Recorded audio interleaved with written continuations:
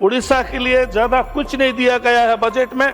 केंद्र सरकार की तरफ से बजट में भी घोषणा किया गया speed rail corridor, Varanasi, Siliguri, Hyderabad, Chennai, ऐसे कई शहरों को कनेक्ट किया गया है, लेकिन उड़ीसा को कनेक्ट नहीं किया गया।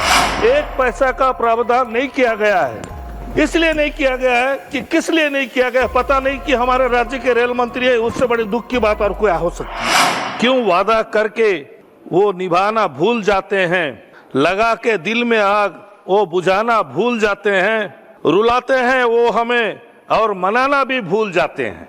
आज ये जो बजट आया है, केंद्रीय बजट, उड़ीसा के लिए बहुत निराशाजनक है। खास करके मैं आदिवासी बहुल जिला से आता हूं। एग्रीकल्चर सेक्टर में उड़ीसा के लिए ज्यादा कुछ नहीं दिया गया है बजट में। हमारे जिला में, नवरंगपुर जिला में ज्यादा धान उत्पाद होता है, मक्का का उत्पाद ज्यादा होता है।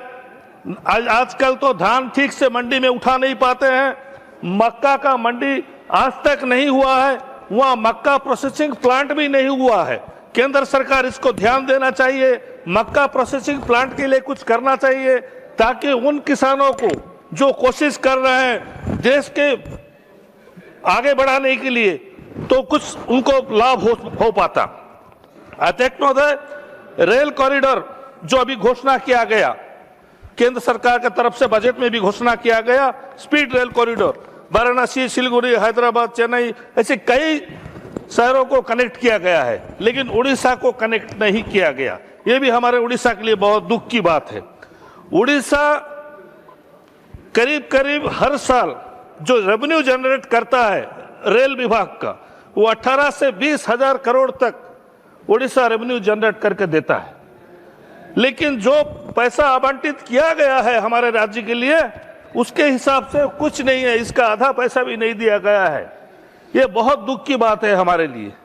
ये क्यों नहीं किया गया पता नहीं। जो रेलवे लाइन 77 साल हो गया हमारा देश स्वाधीन होके, कोरापुट, जयपुर से नवरंगपुर और मलकानगिरी, उसके लिए भी बजट में एक पैसा का प्रावधान नहीं किया गया है। इसलिए नहीं किया गया है कि किस लिए नहीं किया गया पता नहीं, कि हमारे राज्य के रेल मंत्री है, उससे बड़ी दुख की बात और कोई हो सकती है। माइंस एंड मिनरल्स में उड़ीसा का योगदान बहुत है। देश में 25% आयरन और करीब करीब 50% बॉक्साइट का जो खनन होता है वो उड़ीसा देश के लिए देता है। लेकिन सबसे बड़ी बात यह है कि सबसे अच्छा जो कोल है, कोयला है, वो भी हमारा उड़ीसा से उत्पाद होता है। लेकिन पिछले 10 साल से कितने बार हम लोग बोल चुके हैं कि उसको रिव्यू किया जाए, उसका जो रॉयल्टी मिलता है वो रॉयल्टी बढ़ाया जाए, लेकिन 10 साल से बढ़ाया नहीं गया है और इस बजट में भी कुछ भी प्रावधान नहीं किया गया है।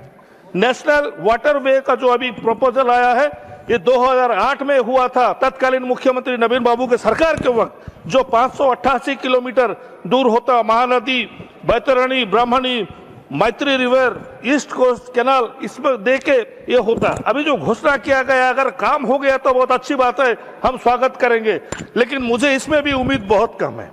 बुद्धिस्ट लोगों के सर्किट जो डेवलप के लिए अभी घोषणा किया गया है, बौद्ध लोगों का 6 राज्य में किया गया है, लेकिन उड़ीसा को छोड़ दिया गया है। उड़ीसा में कम से कम 2 से अधिक बौद्ध स्थान है, उसमें ललितगिरी, रत्नगिरी, उदयगिरी है, जिसको डायमंड ट्रायंगुलर बोलते हैं, डायमंड ट्रायंगुलर कहा जाता है। अध्यक्ष महोदय, सम्राट अशोक उसी उड़ीसा में आके हिंसा त्याग करके बौद्ध धर्म ग्रहण किए थे। वो इतना इंपॉर्टेंस है उड़ीसा, लेकिन उड़ीसा को उसमें भी शामिल नहीं किया गया। उससे बड़ी दुख की बात कुछ नहीं है। केंद्र सरकार से मेरा अपील है कि उड़ीसा को ध्यान दिया जाए और उड़ीसा के हर क्षेत्र में बजट में प्रावधान किया जाए।